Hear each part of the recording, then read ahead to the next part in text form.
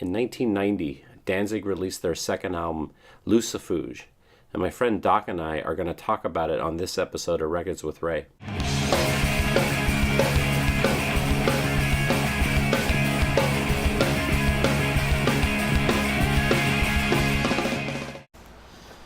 So I was a big fan of the first Danzig album, and what I really liked about the first Danzig album was that dry production.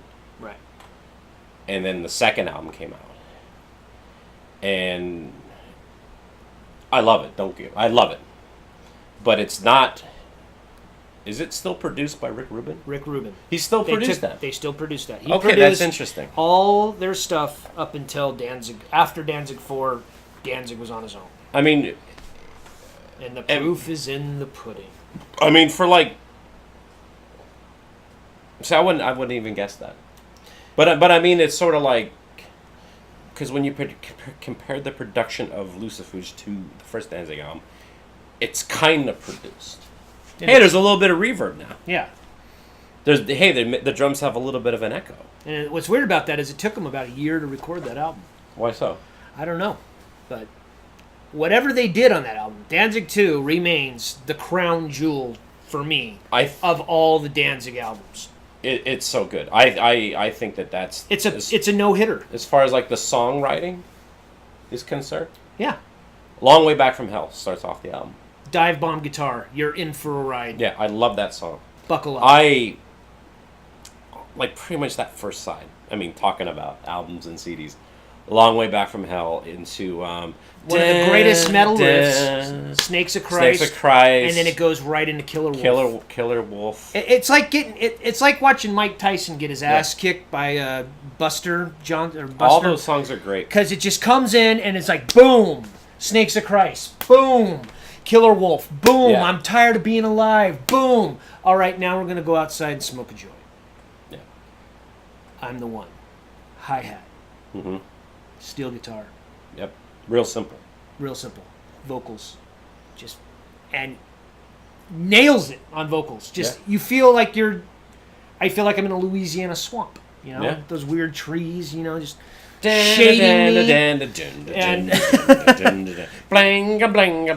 you're having a good time. And then it's like, okay, guess what, kids? Back to the strip club. We got Trinity coming up on the main stage. Dun dun dun dun dun dun dun dun dun dun dun dun dun dun. And then it goes into the black. Again, back to bad videos. Let's play this out. Let's bring this out in the open right now. Is Danzig a common band for strippers to dance to? Whenever I think of that album, because this is 1990. Yeah.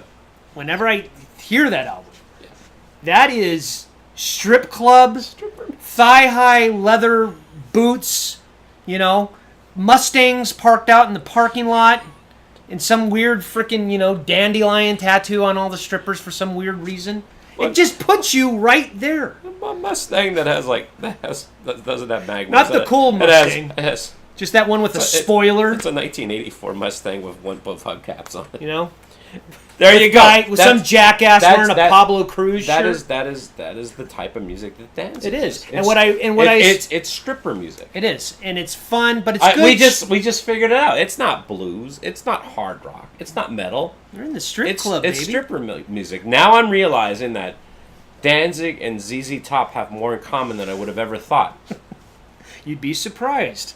See, you need your buddies here to unearth these things for you. Yeah. But more importantly, what I love about that album is... What's more important than strippers? I don't know these days, to be quite frank. There's no silliness on it. He's not evoking the devil. There's nothing of that. It goes right into Devil's Plaything. But he's still touching on...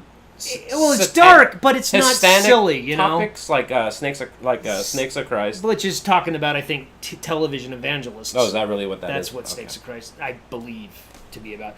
But no, 777. It's like, okay, now we're gonna get a barbecue started. We're gonna sprinkle a little crystal meth on those ribs, and let's go to town. And then, of course, you've got the panty dropper, Blood and Tears, which is a beautiful song that I plagiarized so many times to so many girls in high school. I'd sit there, because none of them listened to Danzig. So I'm sitting there singing, who wrote that? I did. Those are my lyrics. And then eventually down the road, they see the album, they hear this song, and they're like, "Oh my God, Glenn Danzig stole from Doc! Oh my God, I can't believe that! What is this world coming to?" No, they weren't thinking that. You know, they were just sitting there with that bored look in their eye, wondering when the next Boyz II Men album was going to fucking drop. Hold on. Did I go off topic? No, in general, were girls into Danzig?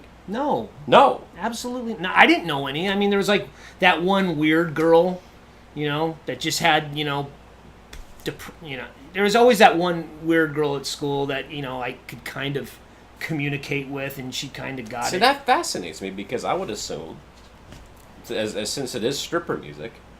Well, yeah, but there was no strippers at my school. But there were like, well, to be. No, they were listening to Janet Jackson and. It was maybe. I mean, if there's why I'm so mad. Maybe like just think maybe that's a sign of the times. I mean, I mean, fast forward to now.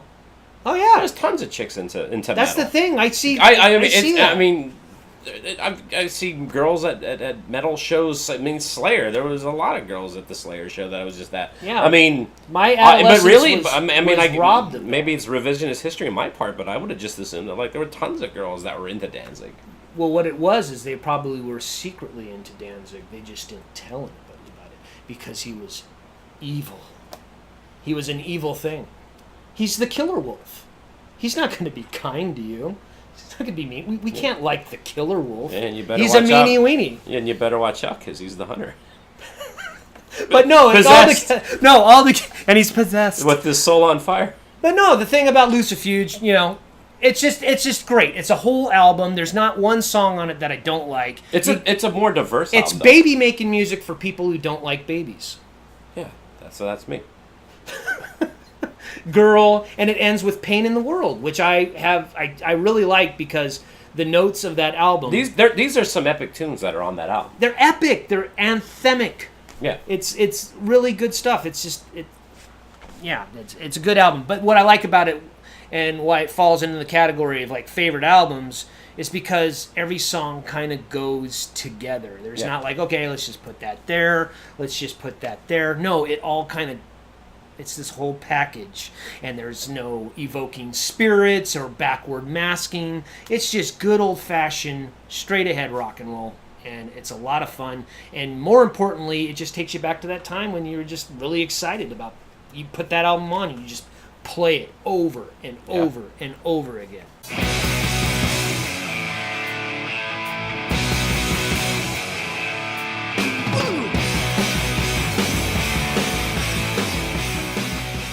Do you think Glenn Danzig has spent most of his life, or a very, very large chunk of it, trying to escape his past? Probably. I mean, a la the Misfits. Yeah. Kind of like how Leonard Nimoy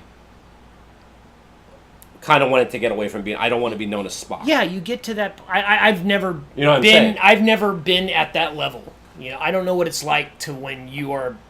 I don't know what it's like to be Jack Sparrow. Yeah. And that's fuck all your other body of work.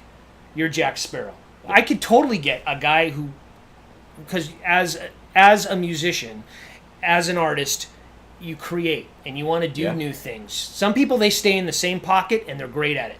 Slayer hasn't changed a thing, and they're the best out of anybody that they do. They still have been doing the same thing, minus a few differences here. But Slayer's been doing their thing since day one. Yeah, haven't changed a thing, and they're fine like that. If it's not broken, don't fix it. But some people, they want to like stretch out and do different things. They want to do like a blues album. They want to do like a jazz album. They want to try all these different little things. So, do you think when Glenn Danzig went on to do Sam Hain, do you think that was a good idea? Yeah. As opposed to, because I'm sure, because the Misfits were broke up at the time, right? They were just done. But if he really wanted, they didn't break up because he was going to Sam Hain. But if he really wanted to, he could have kept the name and be like, well, here's the new songs. They're gonna be a little darker and a little slower. Yeah. Do you think he did the right thing by doing that? Yeah, he was. And then again, instead calling the band Danzig as opposed to being Sam Hain. Like, do you think Danzig the band? I want to say that could have just been called Sam Hain. I want to say that Rick Rubin is the reason why it was called Danzig. Why? Rick Rubin saw Danzig play, and then he was going to record him. But I want to say there was something. It had to be Danzig. It wasn't going to be Sam Hain or any of that. Danzig. That's the only reason that it was changed. I heard this story. And the reason why he wanted to change it from Danzig from Sam Hain is because Rick Rubin wasn't a good speller and he didn't know how to spell Sam Hain. Well, that's the story I'm going with now. Hey gang, this is Ray, and I just want to say thank you very much for checking out my video. I hope you enjoyed it. And if you want to see more videos, please click on the subscribe button. And if you like what you see, please give it a like. That would mean a lot to me. And if you're wondering why I'm wearing Hawaiian shirts, well, when I'm not talking about records, I'm talking about my other love, Tiki. I have a show called Tiki with Ray. If you want to check that show out, just search Tiki with Ray on YouTube. It'll come up.